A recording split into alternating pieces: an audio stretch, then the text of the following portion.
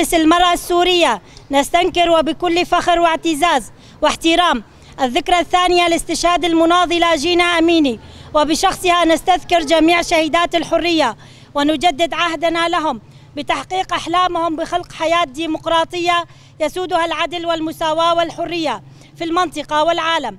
لقد أصبحت جينا أميني مثل اسمها حياة جديدة وأيقونة للثورة ومثلت الحياة بالنسبة لجميع النساء في إيران والعالم، وانتشر شعار المرأة الحياة الحرية في شخص جينا أميني في كافة أنحاء العالم، وتحول إلى مانيفستو بالنسبة لحركات حرية المرأة ومناهضة كل أنواع التعذيب والإقصاء الممارس بحق النساء.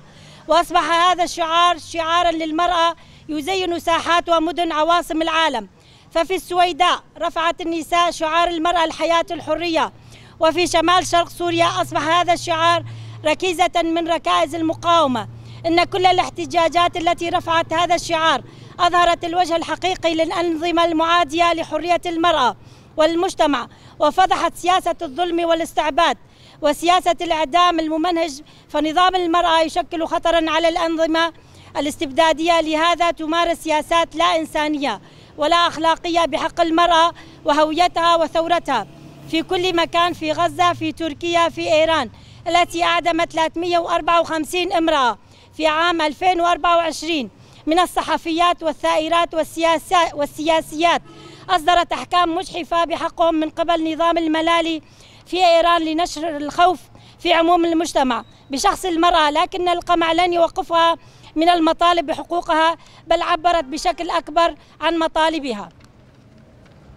فنحن في مجلس المرأة السورية نحيي كافة النساء اللواتي انتفضن تحت شعار المرأة الحياة الحرية، كما ونعلن تضامننا نحن نضال جميع النساء في سوريا وإيران والعالم اللواتي أسمعنا صوتهن للعالم وأصبحنا صرخة للحرية، وقدمنا تضحيات جسيمة وعظيمة من أجل الوقوف بوجه أي نظام يعادي حرية المرأة، فهي الوجه الحقيقي للحياة الديمقراطية التي مثلتها جينا أميني، وحولت الخوف والاستعباد إلى ثورة عارمة شكلت علامة فارقة وحددت خارطة طريق ثورة المرأة للقرن 21 الذي سيكون قرن المرأة تحت شعار المرأة الحياة الحرية.